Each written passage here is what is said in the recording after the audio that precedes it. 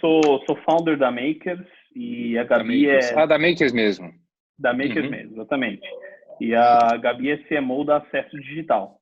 Toda quarta-feira, desde o comecinho da quarentena, a gente vem fazendo algumas lives, trazendo umas pessoas super especiais. Já conversamos com o Paulo Storani, ex-BOP, já conversamos com a Ana Paula Padrão, já conversamos também com o fundador da CUFA e o Celso Ataíde. E agora, essa presença super ilustre sua. E a gente agora vem vem trazendo o chato conteúdo... que vai mandar todo mundo ficar em casa. Essa presença ilustre sua, e a gente está trazendo conteúdo de qualidade, com informação de várias perspectivas diferentes para o nosso público aqui.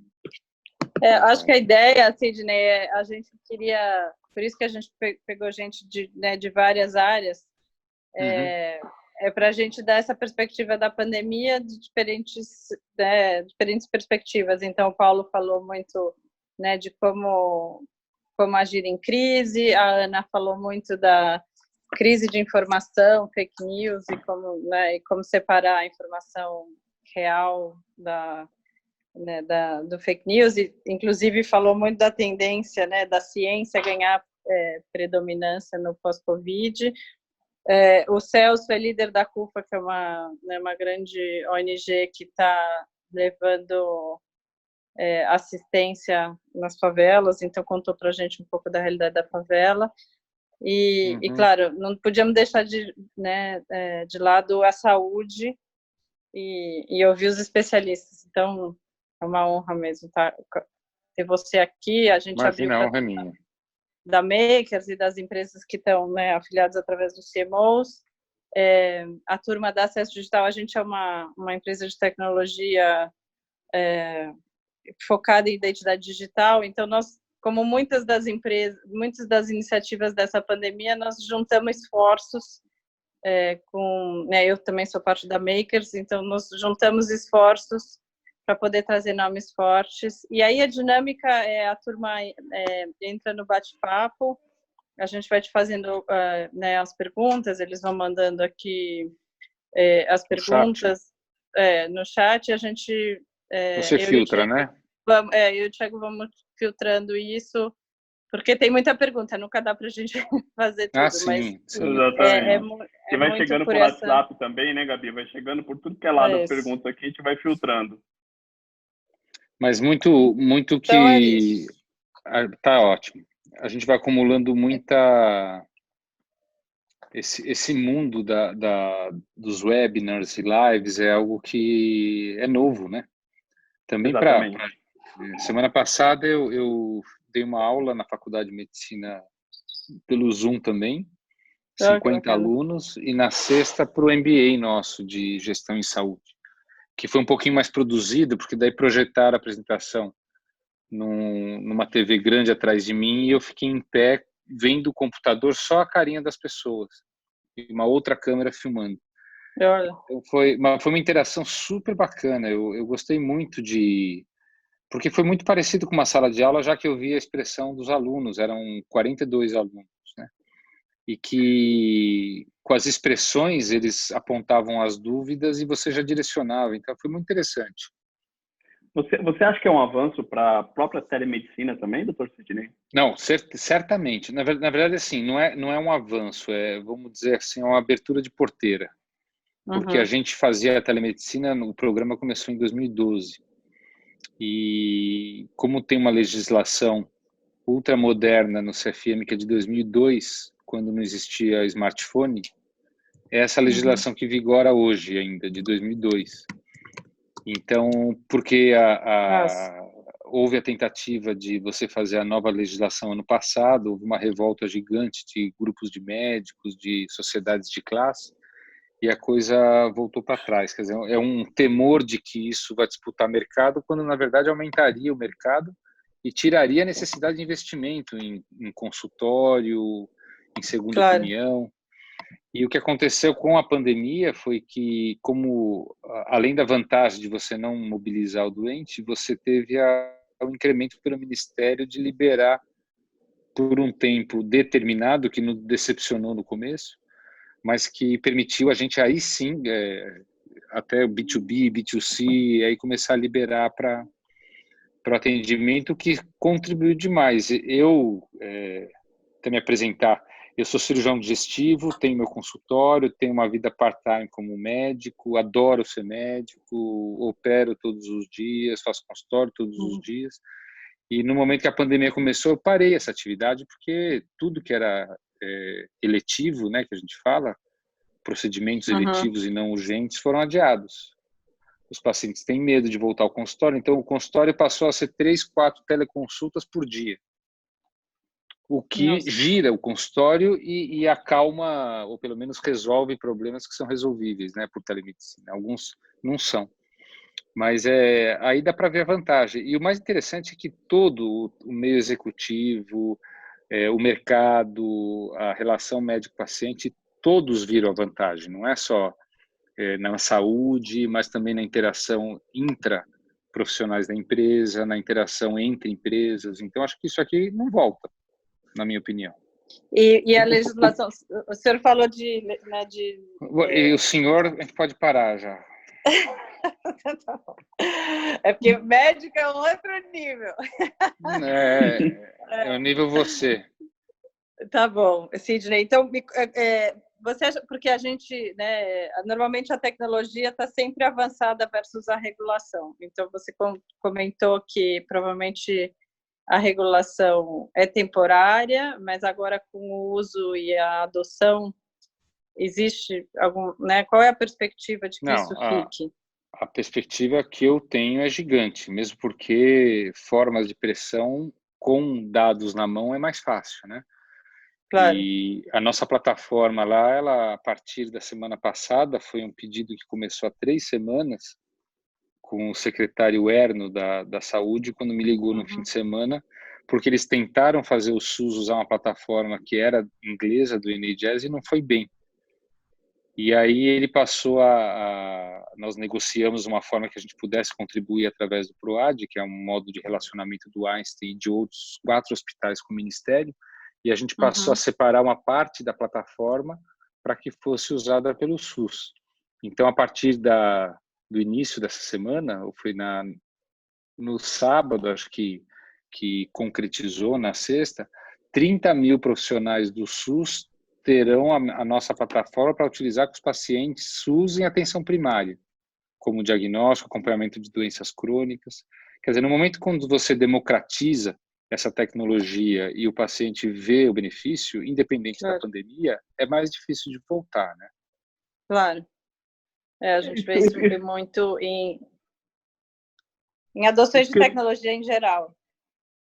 Isso que eu ia te perguntar, Sidney. Você disse que no comecinho teve uma resistência desde 2012, né, da parte técnica, os médicos, enfim. Ainda existe. Da parte do paciente, é a mesma resistência ou não? Eu vejo como uma baita facilidade para mim, como paciente. Não, então, a gente confunde, eu acho que são 2 coisas diferentes. Uma é resistência, a outra é desconfiança, né? Então, no começo, o paciente ele tem uma certa desconfiança quando ele não sabe se isso é factível, se ele vai deixar de ser bem visto, qual que é a segurança. Então, no momento em que existe um disclosure de quais são os limites dessa relação, até para o paciente entender que ela é limitada em várias questões que não permitem fazer consulta remota, né? Mas a vantagem quem experimenta não tem volta. Eu faço uso da telemedicina pessoalmente para o meu consultório, para os meus pacientes, há uns 2 anos. Foi até motivo de... Eu botei uma foto uma vez na apresentação quando a gente inaugurou os estúdios da Globo e quiseram que eu falasse sobre tecnologia, né? E então eu coloquei a foto eu atendendo justo naquele dia, eu estava falando com o paciente para tirar dúvidas para uma cirurgia que seria depois de 3 dias. Ele estava comendo com os amigos no quintal às 6 da tarde, um happy hour, ele saiu um pouquinho de lado, do tipo, vou até o banheiro, falou comigo e voltou para a mesa. Tirou as dúvidas dele, voltou a comer carne, né? Que ele ficaria um mês sem comer carne depois de corrigir a hérnia de hiato. E depois ele, quer dizer, o que ele depois me relatou, que me fez falar, isso aí é um case que eu tenho que mostrar que eu consigo chegar no paciente, não tem barreira geográfica, ao contrário do que vários colegas argumentam, você não afasta o paciente, pelo contrário, nós nos aproximamos por tecnologia, não nos afastamos. Haja visto o que acontece com mídia social, com essa quarentena, alguém já imaginou essa quarentena sem smartphone? Sem Instagram, sem WhatsApp? Pô? Era impossível, era impossível. E, Sidney, você acha que eu não sei como que, né, se o Einstein, como é que está o impacto da transformação digital também, não, né, além da telemedicina, como que, né, assim, bom, todo mundo foi obrigado de um dia para o outro a estar trabalhando dentro de casa, mas como é a condução de um negócio, então, já que eu entendi. Eu vou dar um pouquinho de background para a gente entender um pouquinho da história, né? Bom, nós já estamos a live começou, né? Começou. Sim. Nós já estamos, falar um pouquinho da história. O Einstein, primeiro, é que é uma organização relativamente nova, né? Ela foi fundada em 55 por um grupo de médicos da comunidade judaica, eram visionários que procuravam agradecer e retribuir à sociedade brasileira pelo acolhimento que a comunidade teve depois do pós-guerra, no momento da imigração. E viram no hospital a forma, porque a palavra vida dentro do judaísmo, ou a vida, talvez seja o bem mais precioso de qualquer pessoa. Então, o hospital seria muito bem-vindo, porém, lançado e fundada a sociedade em 55, o hospital veio abrir as portas em 71. Então, é uma organização que, apesar dos seus 65 anos, ela tem nem 50, fará 50 ano que vem, de tempo de que ela está em atividade. Para você ter uma ideia, a presença do Einstein na comunidade de Paraisópolis com a pediatria assistencial, ela começou 3 anos antes do hospital abrir as portas, com médicos voluntários que atendiam as crianças lá. E dentro da missão do hospital, ela está desde a fundação como uma excelência na assistência à saúde, pautada por responsabilidade social para a população brasileira e pela geração do conhecimento. Quer dizer, isso ele se desdobra em formação humana e geração de conteúdo, de conhecimento através de pesquisa e inovação.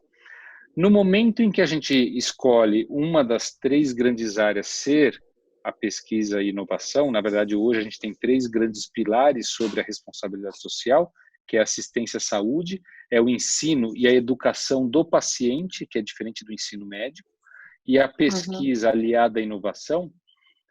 Nós entendemos que todos os desafios que um sistema de saúde tem que ter, ele vai ser resolvido, obviamente, com boa formação, mas com uma visão inovadora, porque é aquela história, se a gente continuar fazendo a mesma coisa, não dá para ter resultados diferentes.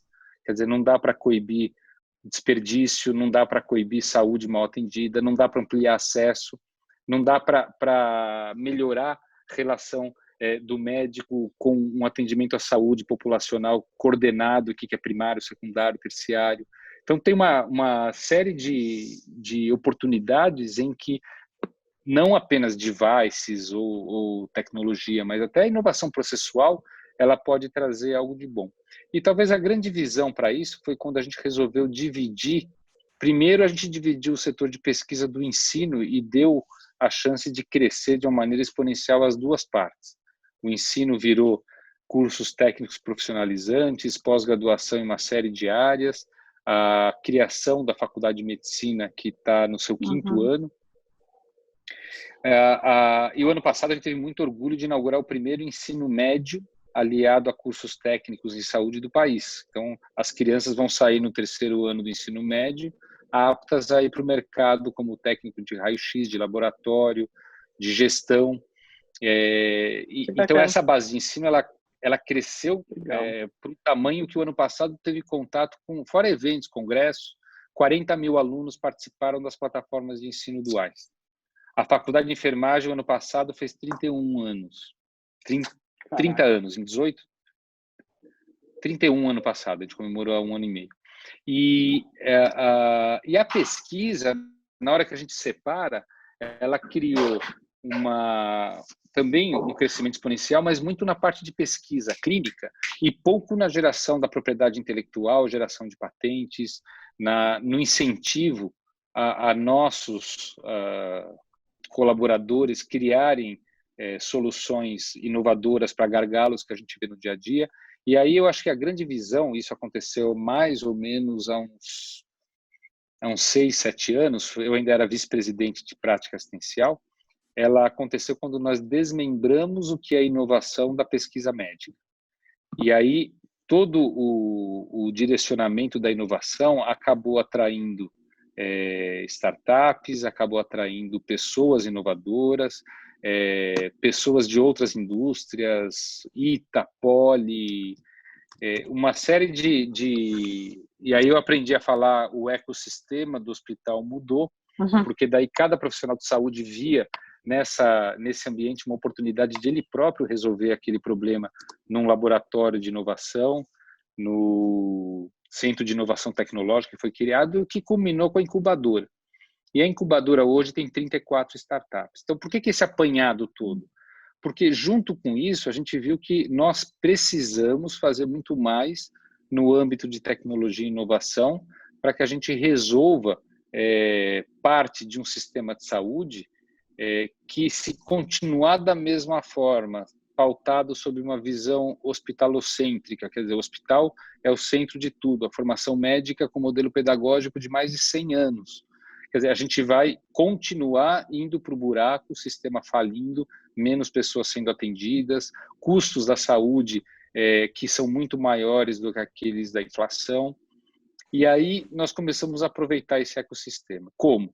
Primeiro, a adoção de um prontuário eletrônico parrudo o suficiente, e isso não havia no Brasil quando nós fomos atrás, faz 5 anos mais ou menos. Demorou mais, faz uns 6, 7 anos, demorou 1 ano e meio, 2, para a gente escolher qual americano que seria melhor, que são 2 que dominam o mercado nos Estados Unidos.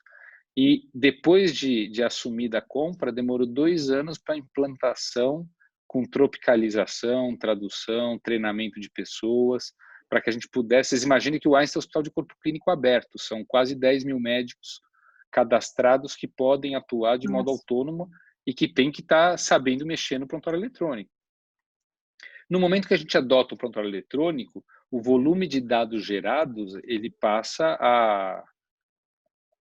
a gente, para vocês terem uma ideia, uma conta de 1 hora, um paciente em estado grave, moderado a grave na UTI, gera 21 mil dados por hora de saúde, com monitorização e tal.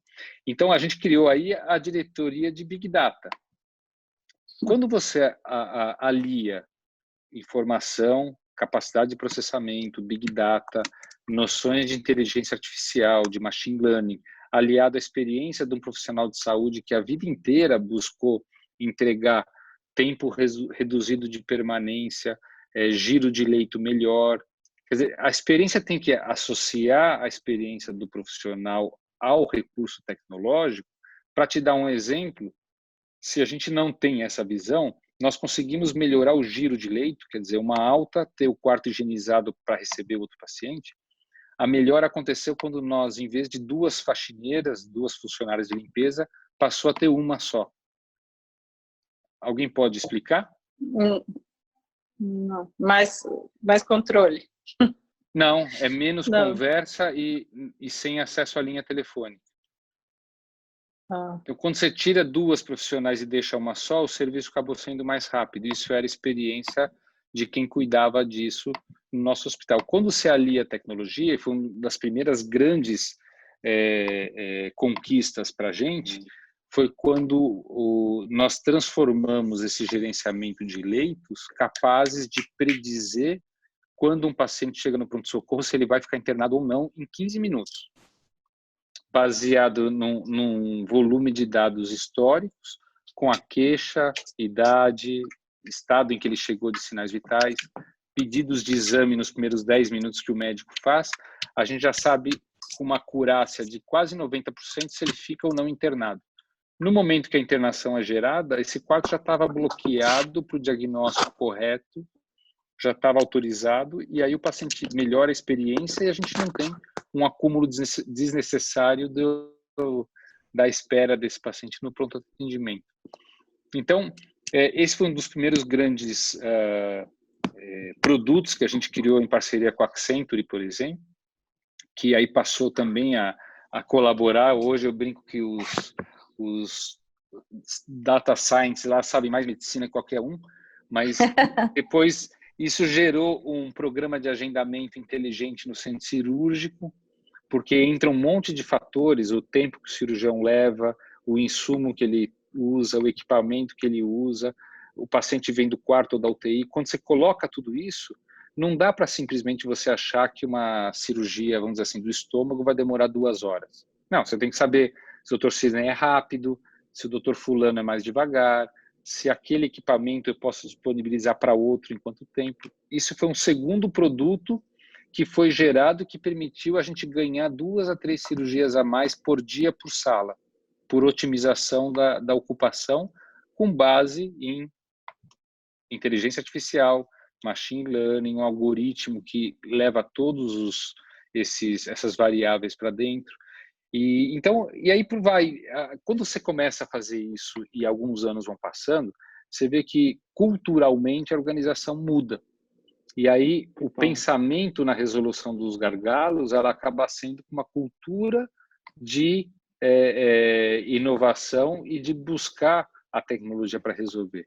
O fato é que depois disso, hoje nós temos já 3 startups, 2 delas que emergiram de colaboradores, uma delas que emergiram de alunos da Faculdade de Medicina, que é uma startup de um produto para que você retenha melhor o conhecimento ensinado de medicina na faculdade. Então, essa trajetória, é assim que a gente está usando tecnologia. É assim, por exemplo, que em questão de dias, a telemedicina para a COVID, ela passou a ter um chatbot na entrada que permite direcionar o paciente para a sala COVID ou para a sala não COVID, com o médico preparado, quer dizer, só no começo da ligação, também por uma inteligência artificial. E a gente procura hoje, e aí trazendo mais para o momento atual, grande parte das projeções que a gente tem feito com relação a incremento do número de casos, a mortalidade, ao pico da epidemia, isso é possível com base na presença dos cientistas de dados, na experiência de você associar as diversas metodologias de outros países, dos nossos estados. Então, não há como, né? Assim como todos os setores da indústria já se beneficiaram de tecnologia, a saúde, ela se beneficia, mas aí eu faço também uma autocrítica, né? O grande benefício, por enquanto, tem sido na gestão de saúde.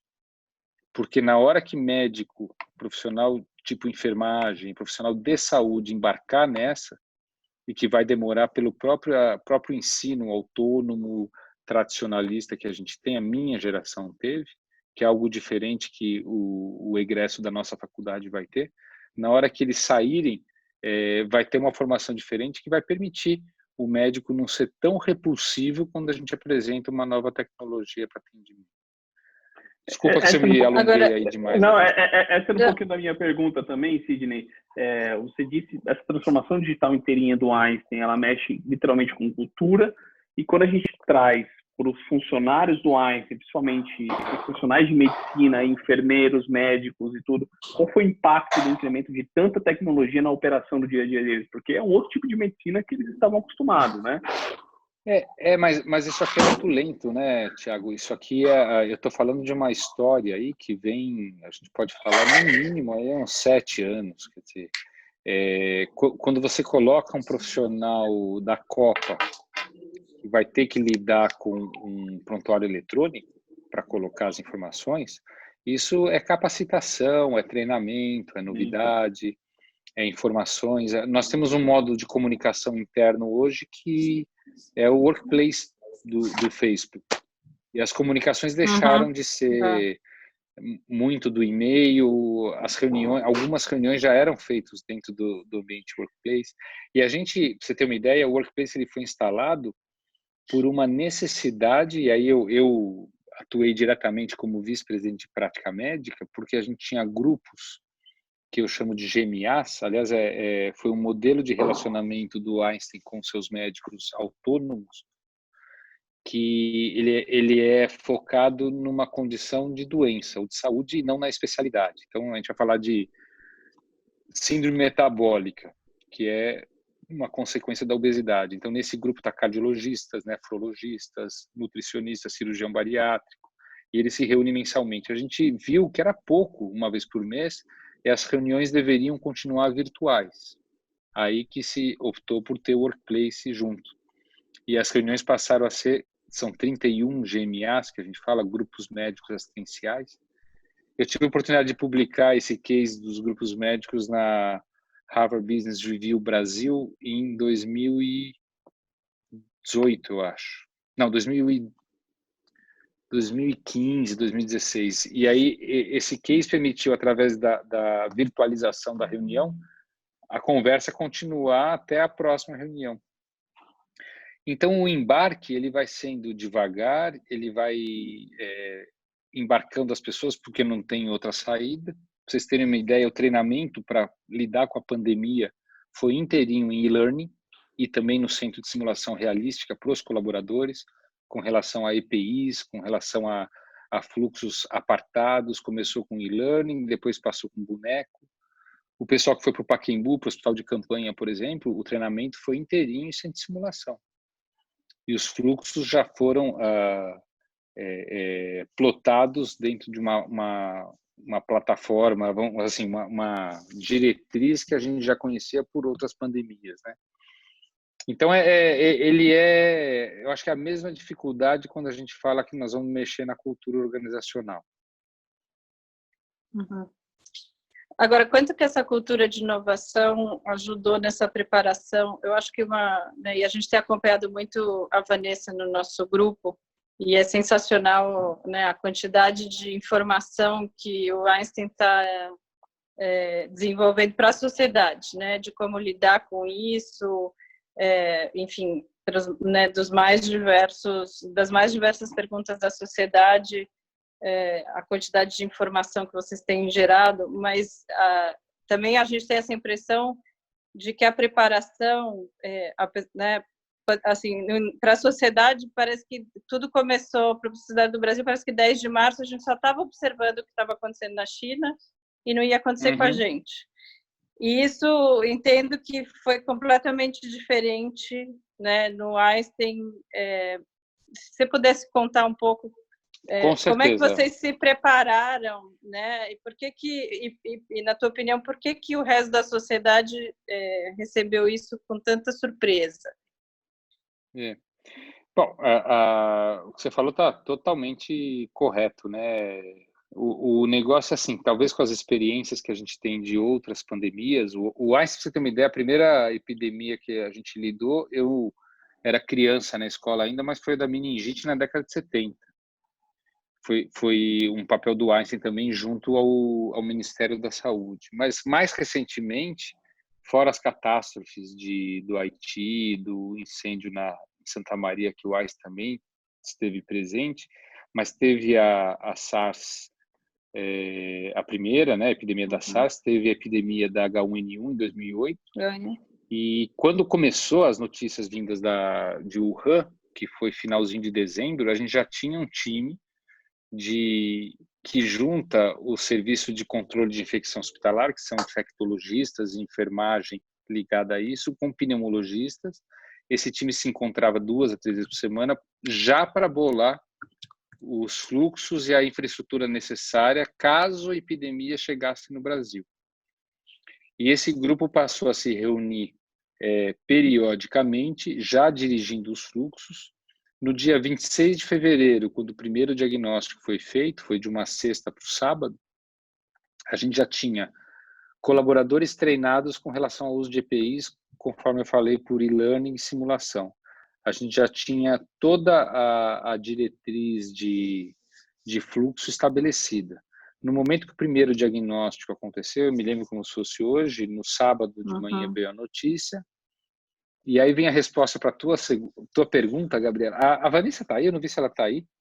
Ela está Deve estar, né? Não vi o nome dela. Ela está. Mas ela vai lembrar bem disso, mas no sábado, às 2 da tarde, instalou-se a primeira mesa de crise crise e que, na verdade, a mesa de crise era uma mesa de comunicação, muito mais. Então, Claro. agora que eu vi que ela está usando o meu link, por isso que eu não achei ela aí. Ela tá chama aqui. Sidney Clark aí. Bom, Ela foi a primeira. mas eu lembro que quando eu fui avisado, eu fiz questão de fazer parte, no caso, eu fiz à distância, né? E aquele dia, olha que engraçado, o Thiago, você perguntou desse novo, o pessoal brinca com o novo normal, eu já não gostei, tudo que é chavão eu não gosto, né? Mas o novo normal, aquele dia eu acompanhei a reunião de crise da comunicação por um iPhone no Viva Voz do nosso superintendente. E passou-se 2 horas como a gente iria comunicar, como que a gente iria trazer o problema sem botar em pânico a nossa sociedade, como que a gente diria... Nesse dia, já decidi-se que o paciente que chegasse com sintoma respiratório, a gente iria abrir o ambiente que estava reservado, com 12 apartamentinhos de PA com pressão negativa, quer dizer, com isolamento, que o paciente que chegasse com aquele sintoma, ele já estava pronto um totem, que ele responderia perguntas e vendo que os sintomas eram compatíveis com gripe, ele já seria direcionado para outro ambiente, onde viria um profissional já protegido com EPI, para levá-lo a outro ambiente, higienizado, máscara e tal, e lá ele seria atendido separado. Então, você falou da comunicação, é uma preocupação constante, eu vou aproveitar que a Vanessa está aí, o orgulho que eu tenho de alguém que não era da saúde, como que ela abraçou isso, tem 1 ano e pouquinho, 1 ano e meio quase, e como que a gente tem visto desde então, respeitando diretrizes do CDC, da Organização Mundial de Saúde, a gente estabelecer um plano de comunicação que ele praticamente ele foi incrementado todos os dias ou alterado todos os dias conforme as diretrizes mudavam.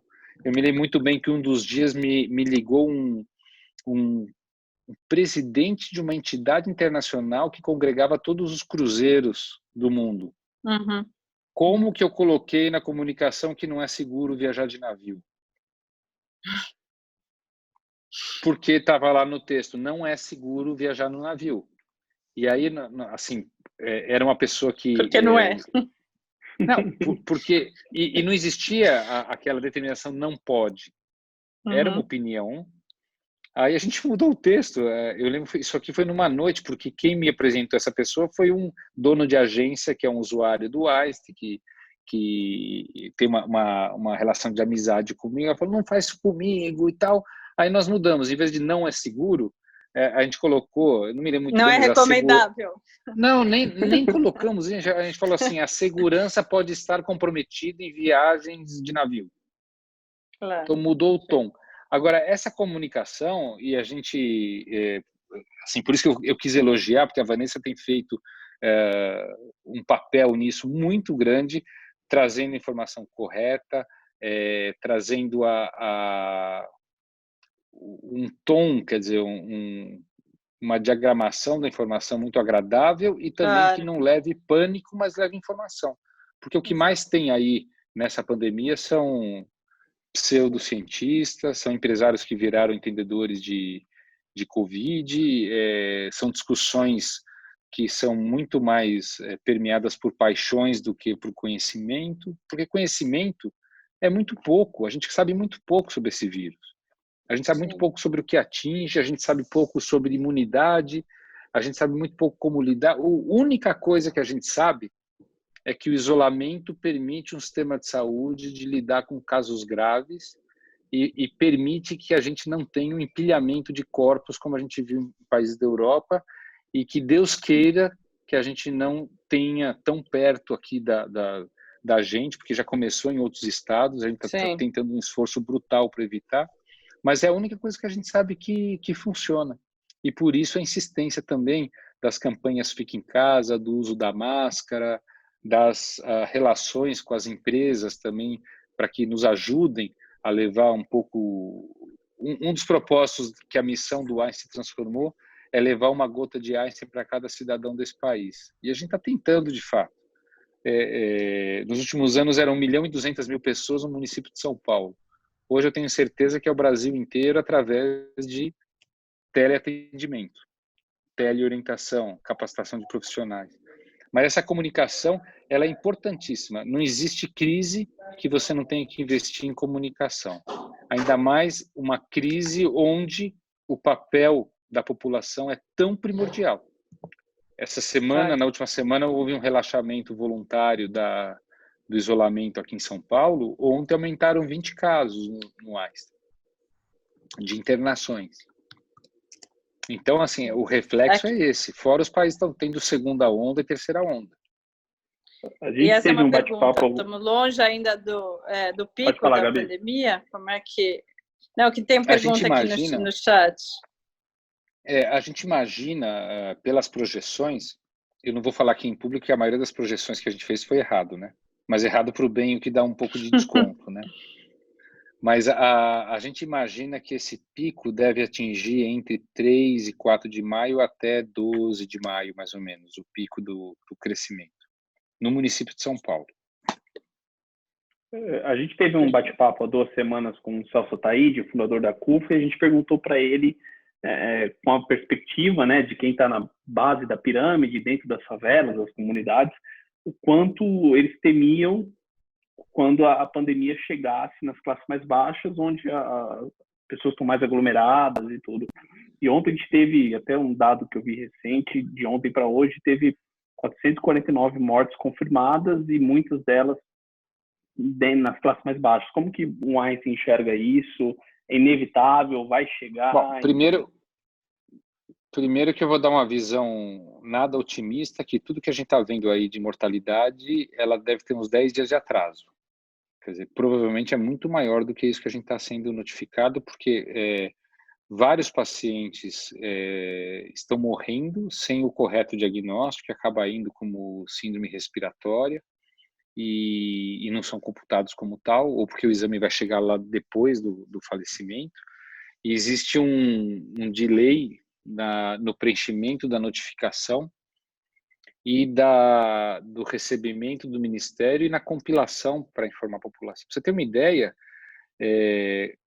há um mês atrás, eu não sei se isso já mudou, mas o preenchimento de um óbito levava de 30 a 40 minutos, o formulário para notificar o Ministério.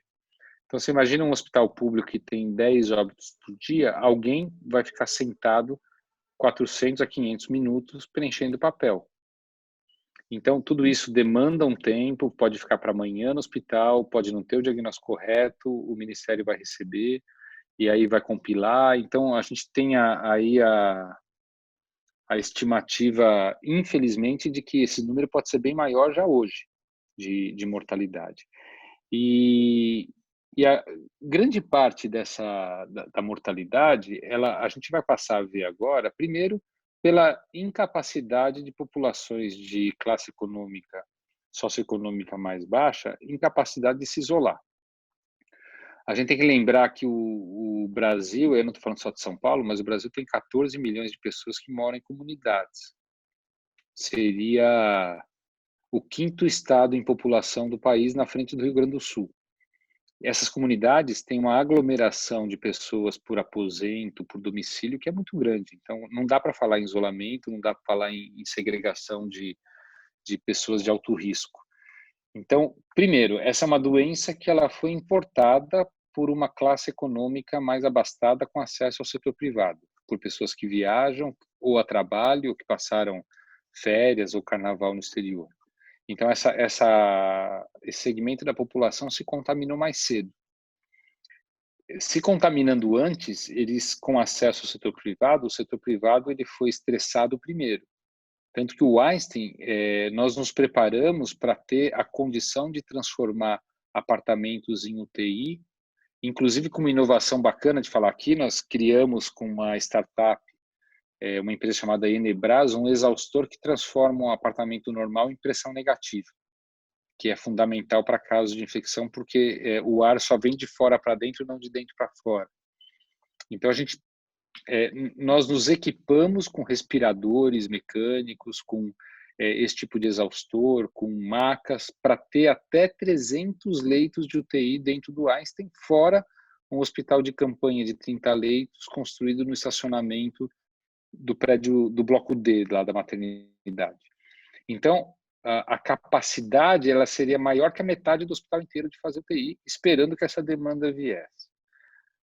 Bom, isso foi um prejuízo do ponto de vista de despesa gigante, porque aí a gente deixou de ter ocupação, imaginando que essas UTIs estariam ocupadas, a gente teria até uma mitigação desse investimento. E depois que a gente viu que a UTI ela não lotou mais do que 50 pessoas e já está num ritmo decrescente, todo esse arsenal de equipamentos está sendo redirecionado para a rede pública. Porque o que a gente vê, assim, essa mortalidade ela é desse tamanho. Primeiro, o paciente chega mais tarde ao pronto-socorro, ao hospital, porque, primeiro, protela ao máximo, achando que pode ser um ambiente que vai se contaminar, e quando chega tem uma pneumonia avançada que já tira um pouquinho da capacidade de tratamento. Segundo, que se ele chega num hospital onde não tem a preparação nem profissional, nem de equipamentos, ele não é bem tratado, ele não tem as condições. 40% dos pacientes que estiveram em estado grave sob ventilação mecânica precisaram de diálise. Um hospital que tem respirador, mas não tem diálise, ele vai perder 40% dos pacientes. Haja visto que o que nós estamos oferecendo, por exemplo, para melhorar o hospital... Né? Não. E outra, é capacidade do intensivista de conhecimento de como lidar com casos graves. Então, o pessoal fala, não, então vamos mandar 100 respiradores lá para o Ceará. Não é só isso, porque se esse profissional não souber lidar com caso grave, e aí é um outro produto que a gente faz com tecnologia, que é a tele-UTI, isso já tem uns 5 anos, esse programa, é um programa que o neurologista, o cardiologista, o pneumologista passa visita através de telemedicina nas UTIs onde não há especialista pelo Brasil. Isso uma parte disso era por contrato, outra parte era SUS via Ministério. E aí tem uma discussão em conjunto para tomada de conduta com o especialista olhando o paciente. Isso foi ampliado de 181 leitos para 540 pela pandemia. Nós nos capacitamos, contratamos médicos para fazer esse atendimento e capacitar o profissional, ou pelo menos estar junto para discutir melhores condutas. E isso, se a gente não tem no nosso país, ou porque falta UTI, é muito bacana botar no gráfico que o país é o 4º país do mundo em leitos de UTI por habitante, né?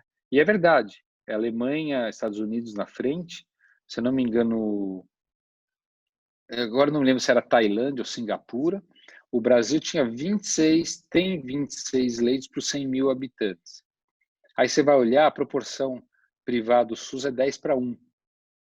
Então, não dá para lidar com um número maior de casos graves. E o que tem que fazer é isso que nós estamos fazendo, é ampliar a capacidade de UTI nos hospitais públicos para lidar com esses pacientes graves. O Mboimirim, que é um dos hospitais da prefeitura que o Einstein faz a gestão, ele se transformou, vocês devem ter visto lá por uma intervenção, uma doação muito bacana da Ambev com a Gerdau e uma startup, fizeram em 33 dias, foi a obra mais rápida da história do Brasil, um hospital de 100 leitos.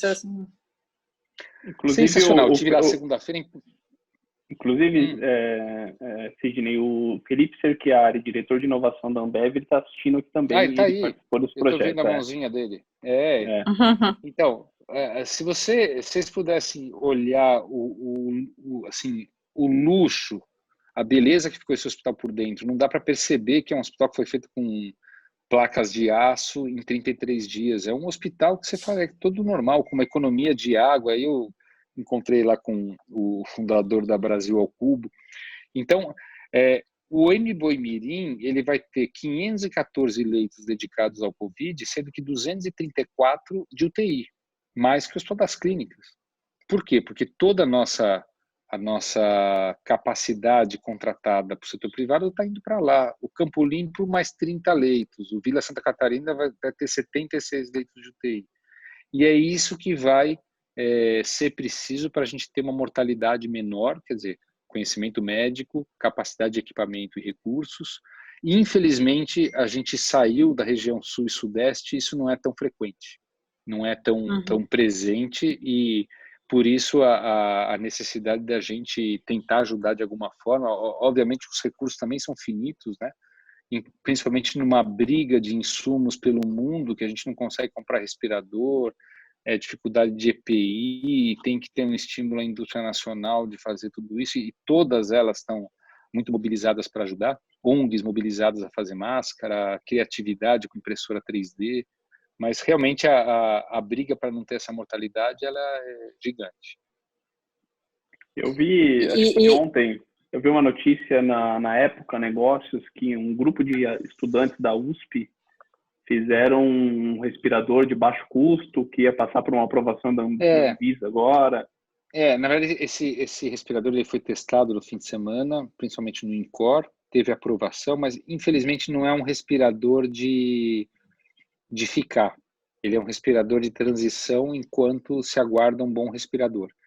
Esse respirador é muito, muito simples e muito bacana porque ele é como se fosse... Vocês sabem o que é AMBU?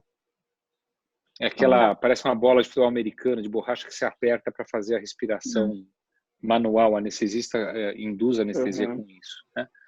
Então, esse é um dispositivo que permite, com regulagem sofisticada, algo apertar esse AMBU e fazer a respiração. Quer dizer, não é tão tecnológico, por isso que permite-se fazer muito rápido, mas não é algo que consiga tirar esse paciente da condição de insuficiência respiratória, porque a gente precisa de sofisticação e requintes de modelos de ventilação que só os ventiladores mais modernos. Hoje, por exemplo, a gente conseguiu liberar junto a uma empresa nacional 20 respiradores, todos eles de transporte, que não são respiradores de tratamento, mas são de transportar. Então, Sidney, como vai ser a coisa, assim, se a gente não tá nem no momento mais crítico e nós estamos falando de abertura, né, os governos já estão falando de abertura, mesmo que controlada, como é que a comunidade médica está entendendo isso? Como que a gente vai se preparar? A solução vai vir só quando a gente tiver uma vacina, que também isso é uma coisa demorada. Bom, qual que é a perspectiva, se é que há? A Gabriela, você deu a receita certa. Vamos ficar segurando as pontas enquanto aparece alguma coisa para tratar, né? Exato. Hoje teve mais uma notícia aquelas duchas de água fria dos pseudo-médicos que se formaram, né? Que hoje teve um trabalho muito bem feito, randomizado, que é o estudo controlado como deve ser feito, foi publicado na Lancet, mostrando que um dos antivirais que estavam sendo usados, o Remdesivir, não tem papel e não teve nenhum benefício com quem não usou, comparado com quem não usou. Porque não vai ter uma bala de prata, né, Gabriela? Não tem nessa doença algo que vai descobrir, tirar do bolso, falar, esse mata, podem ficar tranquilos. Talvez a vacina. É o que a gente espera que aconteça, que é a prevenção. Então, a gente não pode ficar eternamente até a vacina ficar pronto, nós ficarmos em casa esperando achatar a curva, né? Sem querer fazer nenhuma analogia a outros comentários que para mim foram fora de hora, né? A gente pode não matar de Covid, matar de fome. Então, a gente tem que lentamente, à medida que a gente vai se capacitando e aprendendo como que a gente faz para evitar, a gente tem que ir liberando aos poucos. E eu acho que assim, o jeito ideal, e é o que a comunidade médica está pensando, é que o momento de você relaxar o isolamento é o momento em que o limite da capacidade de atendimento dos casos graves do sistema de saúde, ele tem uma folga boa para o número de casos que apareceram, para que você possa, no momento do relaxamento, errar um pouquinho. Porque se errar muito, você tem que voltar para trás. Sim. E isso não é uma pandemia que acabou, 10 de maio libera, 11 de maio libera, em junho estamos bem, em julho nós vamos para a Europa. Não é isso. Porque essa pandemia vai ficar meses aí. E ela, nesses meses, vai ter períodos que ela pode voltar com nova onda, que é o que você tem falado, aconteceu na China agora. A Coreia também está vendo o número de casos voltar, e principalmente por pessoas que vieram de fora. Então, o que a gente pode fazer com isso? Primeiro, a gente tem que criar ambientes que sejam seguros o suficiente para não permitir uma contaminação em massa. Como? Distanciamento entre as pessoas, evitar aglomeração. Aquilo que no início falou... Você vê como é que a medicina é engraçada, né? No início, falta total de estudo, falou-se que máscara é só para quem está trabalhando e atendendo gente doente, né? Hoje já tem trabalhos mostrando que se eu usar máscara e você usar máscara, mesmo que ela seja de pano, ela cai a menos de 1, é menos que H1N1. Se 2 pessoas usarem máscara, com 60% de efetividade. Isso que mostrou foi uns trabalhos que o Jeremy Howard compilou e saiu no Washington Post, no The Guardian. Então, mostrando que todo mundo tem que usar máscara. Aquele chinês que a gente viu no aeroporto, que deve ser um louco, mas ele estava certo. Ele vive num país que sai epidemia. E isso eu falava desde fevereiro. Máscara vai virar adorno, você vai combinar com a tua roupa, vai comprar na Chanel, vai viajar, trazer uma máscara nova, último modelo. Vai acabar acontecendo isso porque ela protege todo mundo. Ela protege quem está usando para não se contaminar e ela protege o outro para que, se essa pessoa que está usando espirrar, não ir para o outro. Então, a máscara é o novo normal. Com certeza, com certeza. A gente vai ter que sorrir escondido. E esse é um dos novos normais. Outro novo normal é que a gente vai ter que higienizar a mão muito mais do que a gente costuma higienizar. Nós vamos ter que... Você sabe qual que é um grande benefício da máscara? É não levar a mão à boca. Olha. Eu fiz uma viagem para um summit de cirurgia bariátrica no fechar da cortina. Foi no dia 13 de março. Eu tinha um summit, eles mantiveram lá de uma empresa grande que estava patrocinando, eles não cancelaram, foi em Orlando. Nesse dia que eu embarquei, foi uma quarta-feira, foi dia 11 de março, foi quando a gente descobriu a primeira diretora nossa com Covid. Isso foi numa quarta-feira, quando segunda a gente tinha comemorado que o Einstein foi o primeiro hospital da América Latina, está entre os 50 melhores hospitais do mundo. Teve um evento grande de 550 pessoas no teatro, todo mundo se abraçou, deu beijo e tal. E aí eu viajei essa viagem para Orlando. Quando eu voltei, bom, primeiro que eu fui com wipes da UTI de higienização de leito, eu limpei toda a cadeira do avião. Eu já não cheguei perto de ninguém, passei de máscara o tempo inteiro, mas o meu grande senão é eu tenho mania de comer pelinha da mão. Então eu botei máscara para dormir no avião, apesar que não tinha ninguém do lado, para eu não levar a mão à boca. Então esse é um grande benefício da máscara. Agora, layout das empresas, acesso dos funcionários, como que o cliente ele vai fazer uso do produto daquela empresa. E a gente acabou criando, durante a pandemia, dentro do braço de consultoria, como que a gente pode ajudar. A primeira empresa que me pediu isso, foi o CEO que me ligou, foi a JBS. Como que ela podia criar um ambiente seguro de trabalho por uma atividade que é essencial, que é a produção de carne, e era distanciamento de funcionários, placas de acrílico dividindo a atuação. Quer dizer, hoje nós já temos o produto feito, algumas consultorias já nos contrataram, o modo de voar vai mudar, Já pensaram em voltar para o cinema? Alguém aqui? Não. Que não é na sala Prime? A gente viria apinhado no cinema, né? Vai ter que mudar. Eu não sei se vão interditar cadeira ou vão se trocar o layout das cadeiras. O espectador do cinema, será que vai ter que medir a temperatura na entrada? Talvez seja bom. Surgiu de uma startup nossa um equipamento de reconhecimento facial que já dá temperatura, por a junção de 2 startups. Então, a volta desse relaxamento é uma preocupação muito grande de como a população vai... Eu não estou nem falando de testagem, que eu acho que o Brasil vai falhar no momento da testagem, porque ainda não tem... É muito caro, não tem insumos no mercado, os testes não são de boa qualidade. E para a gente testar um volume razoável, nós estamos falando aí de 30 a 50 milhões de testes. Razoável, não é bom. É razoável. Nós estamos em que número hoje? Para ter ideia? Muito pouco, muito pouco. Nem milhões. Nem milhão, eu acho. porque os testes não vieram. Tem teste que a gente tentou validar, teste rápido imunológico, que tinha 70% de falso negativo, de dar negativo e tá errado. Sim. Então não dá para validar, vira um baita de um business de exportação, de intermediários para trazer kits e sem uma capacidade analítica médica não funciona. Mas esse novo normal vai ser isso, né? Uso de máscara, afastamento, medida de temperatura, fluxo diferenciado de quem pode ter Covid, quem não pode jamais ter Covid. E principalmente cuidar das pessoas de risco que moram com você na residência, né? Não é que é assim, relaxou no dia 11, então nós vamos fazer um happy hour para comemorar e depois eu volto e tem meus pais com 80, 90 anos em casa. Eu estou botando eles num risco enorme. Aliás, não se sabe por quanto tempo as pessoas que pegaram estão imunes e não se sabe por quanto tempo elas podem eliminar vírus apesar de estarem imunes. Você vê qual que é o desafio.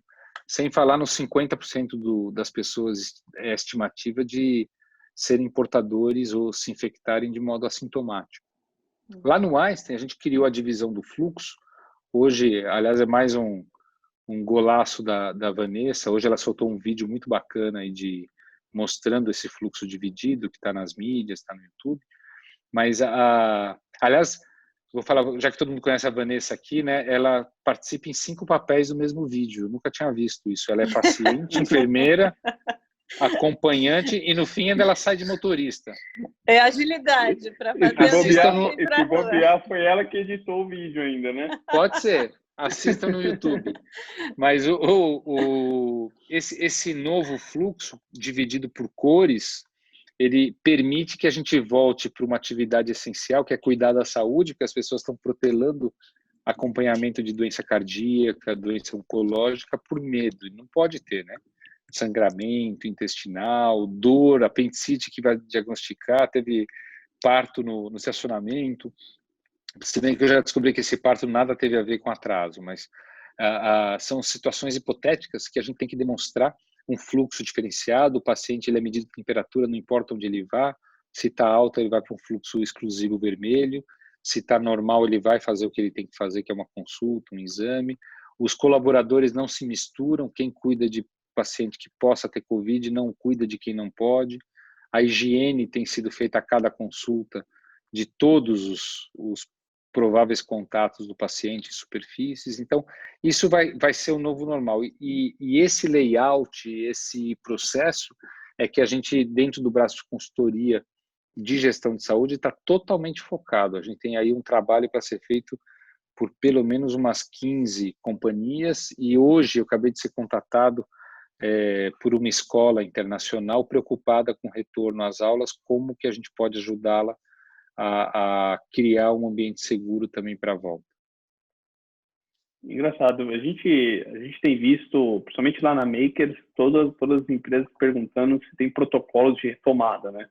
Até a Vanessa compartilhou com a gente algumas iniciativas que vocês estão compartilhando com as empresas com esses novos protocolos, porque muda muito o comportamento, né? Mas eu acho que vai ser muito individual, viu, Thiago? Vai ser muito qual que é o segmento, qual que é o mercado da empresa. Como eu te falei, eu não posso comparar um cinema com uma fábrica de plástico, eu não posso comparar um avião, uma companhia aérea com uma viagem de trem ou com um hotel. Tudo isso vai ter que ser muito bem pensado para aquele fluxo, para aquele tipo de paciente, de cliente, eu estou falando paciente, para aquele tipo de cliente, para aquele serviço, da forma de relação entre cliente, fornecedores. É importante como é que um fornecedor vai entregar, ele vai entregar e vai limpar com álcool, vai dar um banho na entrada. Já para desanimar todos aqueles túneis que passa com vaporzinho, não serve para absolutamente nada, é outra coisa que está inundando o mercado aí para ser vendido, não tem, não é que não tem comprovação, tem comprovação que não funciona. Tem uma pergunta aqui, Sidney, da Ludmila, super interessante. Deixa eu ler na íntegra aqui. Sidney, leitos de campanha serão aproveitados em hospitais pós-pandemia? Eles já têm destino depois da crise? Não, os hospitais de campanha são estruturas temporárias, não dá para aproveitar. Aliás, graças a Deus que nós estamos num mês que não chove, né? A gente não sabe qual que é a resistência a longo prazo, né? Então, os hospitais de campanha estão sendo feitos com estruturas parecidas. Aliás, a empresa que nos ajudou a fazer, que é a Alegra Pacaembu, é a empresa que arrendou o Pacaembu do consórcio aí da privatização do Pacaembu, mas é a empresa que fez as estruturas para a Olimpíada no Rio. Então, esses componentes já estavam com ela, mas são estruturas temporárias, não dá para a gente reaproveitar a longo prazo. Hoje, teve uma notícia agora recente que o primeiro hospital de campanha da Espanha acabou de fechar as portas e vão desmontar amanhã, na Espanha. Agora, essa estrutura, como foi feita lá no Mboimirim, é uma estrutura permanente, essa fica. A gente não sabe a durabilidade, aliás, a gente imagina que seja longa, mas não é igual concreto e cimento, né?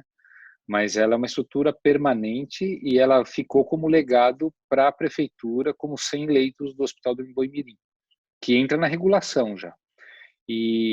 Mas os hospitais de campanha, eu tenho certeza que não é uma estrutura que permite resistir, né? Além do que, a nossa está no meio do Pacaembu, pô. É verdade. Pessoal, eu caí aqui, mas ainda estou com a voz. Tá. Uma pergunta, Sidney, quanto que a gente né, vocês definitivamente sim, mas quanto a gente está aprendendo dos países que estão na nossa frente, porque eu acho que isso, né, a gente, um pouco do que a gente estava conversando no começo, mesmo muitos de nós não tinham essa percepção de que a coisa ia ter esse tamanho de gravidade, mesmo tendo talvez a China 3 meses na nossa frente, né, do ponto de vista, também é pouco para qualquer estudo, né, científico, mas o quanto que a gente está conseguindo aprender com as experiências que estão lá fora. Olha, infelizmente eu esperava que a gente aprendesse mais, principalmente na capacidade de liderança e de gestão, né? Os países que se deram bem no controle foram países com uma estrutura de liderança e de capacidade de gestão do sistema muito grande. Uma voz, uma capacidade de entendimento da população, alguns por motivo forçado, como Israel. Israel estabeleceu a quarentena antes que todo mundo e virou lei, quer dizer, as pessoas têm que sair no máximo 100 metros de casa, e aí como eles têm uma rastreabilidade por tecnologia muito grande, não respeitou, é preso, e a gente acompanhou algumas cenas até engraçadas de compartilhamento aí de WhatsApp de vídeos, a pessoa sai um casal, de repente chega a polícia e autuado. Outros países colocaram toque de recolher mesmo, com o exército nas ruas para garantir isso. E aqui no Brasil, infelizmente, houve uma brecha da liderança que, por vários motivos, aí teve informações desencontradas, fazendo com que uma parte da população não acreditasse de fato que o isolamento era importante. Então, isso é uma parte que o aprendizado teria que ver. O outro aprendizado é que a gente já está preparado para isso. O mundo vai trazer outras pandemias. A gente precisa ter uma capacidade de indústria local, uma indústria nacional capaz de deixar ou em estoque ou capaz de aumentar a produção a ponto de cobrir o nosso sistema. A capacidade de gestão dos ativos de saúde, ela tem que ser uniforme, quer dizer, não dá para a gente ter estados da região norte, onde nós temos, sei lá, 20 leitos de UTI, a menor taxa de UTI foi Manaus, de UTI por habitante, né? E a gente tem tão pouco profissional capacitado e tão pouco leito de UTI, porque achava-se que, aliás, foi até comentário de um jornalista famoso de rádio, né? Agora de web rádio, mas ele falava assim, quem vai se preocupar com o Amazonas? O Amazonas não vai acontecer nada. Pô, nós estamos vendo vala comum. É o pior. É lógico, porque não tem UTI, as pessoas ficam doentes. Então, assim, o aprendizado é nisso. O aprendizado é que não se pode tirar orçamento de pesquisa científica, como foi feito aqui. Países que investem em ciência, em pesquisa, como Singapura, como Coreia do Sul, como Israel, são países que estavam preparados, porque as inovações elas saem, não é porque nós vamos correr e fazer a vacina, não é porque ela já estava sendo feita. As vacinas estavam sendo pesquisadas para coronavírus de animais. Quer dizer, as startups que fizeram rastreamento já tinham esse produto lá. Então, esse é um grande aprendizado, que a gente precisa ter aí um berço de tecnologia, de capacidade de gestão, de uma autonomia, no caso do Ministério da Saúde, mas uma autonomia da gestão de quem entende, quem que é a pessoa que entende numa pandemia e que pode dar a informação correta. É só médico e cientista, não tem outro. Epidemiologista, é profissional, não adianta falar de político, porque não sabe. O interesse vai ser outro. Aliás, hoje, de ontem para hoje, tem um editorial no New England Journal of Medicine, que é uma das principais revistas médicas no mundo, que ele chama o retorno à razão. Esse é um grande aprendizado. O retorno à razão é que não adianta, mesmo nós médicos, mas a população, permeado por uma paixão por um artigo, por uma necessidade de ver a coisa controlada, passar a fazer tentativa e erro com medicina. Não dá para fazer tentativa e erro, que no meio do caminho você mata muita gente. A ribavirina, que foi usada na epidemia do ebola, também por tentativa, deixou 1/3 dos pacientes com anemia hemolítica, que é uma condição crônica de anemia para o resto da vida. O Roosevelt falava que se você tem uma crise, você tem que tentar algo diferente. Não deu certo, tenta de novo. Medicina não é assim. Medicina você tem que ter trabalhos, o papel do cientista, os estudos certos, porque um dos princípios de Hipócrates é que primeiro você não cause dano, depois você trata. E agora está se vendo algo muito interessante, que com o passar da pandemia nos Estados Unidos, os pacientes estão saindo mais rápido da UTI, com menos dias e com melhor resultado. Falar, entrou um tratamento salvador? Não, deixou-se de dar supostos tratamentos salvadores para se concentrar no tratamento da insuficiência respiratória e não no tratamento do vírus, em tratar a consequência dele. E a gente viu isso no Einstein também.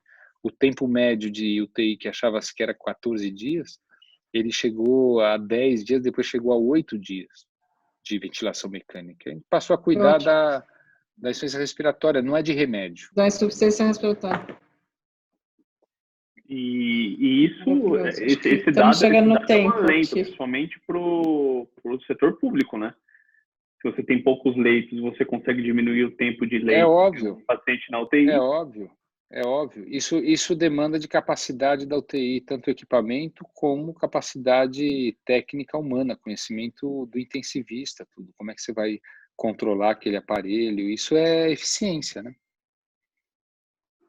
E se a ciência demanda, então, tempo e dedicação e pesquisas clínicas, qual que é a perspectiva de uma vacina, se é que eu acho que dá para falar alguma data? Eu acho que se eu fosse chutar hoje, falar assim, se chuta aí uma data, eu acho que até o fim do ano a gente tem uma vacina e até depois de ter a vacina a gente vai precisar de uns 3, 4 meses para produzir a vacina em grande escala. E aí, obviamente, que quem for produzir vai privilegiar o seu país, né? A Abbott acabou de lançar um teste rápido de PCR de 15 minutos, eles estão enchendo os Estados Unidos, depois eles vão pensar nos outros países em exportar, né? Mas eu tenho um chute aí que até o fim do ano essa vacina aparece. Israel já estava com uma pesquisa para a infecção por coronavírus em galinhas e só direcionou para o Covid-19. Então, eu tenho perspectiva de que, primeiro, a vacina deve aparecer até o fim do ano. Eu acertei um monte de chute que eu já fiz essa pandemia. O primeiro chute é que a gente estava subestimando em 15 vezes o número de infectados e é esse o número que, no fim, acabou acontecendo. Chute de médico é bem científico. É bem baseado em dados. Eu sou cirurgião do aparelho digestivo, né? Quase não médico. Mas a gente teve que aprender. E a outra estimativa é que não vai ter bala de prata, não vai ter azitromicina, não vai ter zinco, hidroxicloroquina, reza brava, água benta, que vai chegar e vai tirar todos os pacientes. Não vai ter. Cada caso grave tem uma apresentação ou coagulação intravascular disseminada, trata com anticoagulante, ou vai ter uma condição de falta de imunidade, eu vou poder dar o plasma hiperimune, que está sendo feita a pesquisa no Einstein também. Então, não vai ter uma one size fits all. Vai ser caso a caso até a vacina chegar e permitir a gente controlar melhor quem vai estar infectado. Ótimo. Gabi, você Acho que é isso, né? Não, acho que já passamos do tempo. Eu queria super agradecer, Sidney, né, assim, a gente falou muito de ter dados, fatos e dados, né? Acho que conversar com você, né, que representa uma instituição tão séria, nos dá um alento nesse momento tão difícil. Acho que de novo parabenizar. A gente conhece o trabalho da Vanessa, mas eu acho que nós somos todos aqui muitos de comunicação e marketing. Acho que o serviço que vocês estão prestando para a sociedade de informação é muito importante, né? Porque a gente, como cidadão, se sente perdido nesse mar de informação desencontrada. E mais uma vez agradecer a Van pela ponte. É um privilégio a gente poder estar falando com você, né? Na tua hora extra. Eu queria agradecer a vocês, o pessoal, muito aí, teu frequente. Eu aprendi como é que fala que é web espectador, muito, muito diferenciado. E agradecer aí. O Guilherme fez uma piada ótima agora, né? Que eu chutei bem porque eu tenho um gut feeling como cirurgião digestivo. Mas eu queria agradecer a oportunidade, agradecer a Vanessa, que não precisou insistir tanto assim. Ela comentou a importância de vocês aí do grupo. E aí eu vou revelar, a Vanessa, eu acho que na primeira semana de trabalho no Einstein, ela teve uma dor de ouvido, usou a telemedicina e gostou. Então, porque era liberada para os funcionários, né? Se não é no amor, é na dor, né? Então, para mim foi um privilégio aí, e eu espero que a gente passe logo com o menor dano por isso que nós estamos passando, e retomemos também com o menor risco de voltar para trás. Doutor Sidney, obrigado. Tá bom? Mensagem final, usem máscaras e fiquem em casa, né? Por enquanto, fiquem em casa. A máscara é o novo normal, mantenham a razão, né? Isso, sejam criativos, põem strass e Swarovski, como vocês quiserem, mas fiquem em casa, usem máscara e aos poucos a gente vai saindo dessa. Tá certo. Obrigada. Obrigado. Obrigado a todo mundo. Boa noite.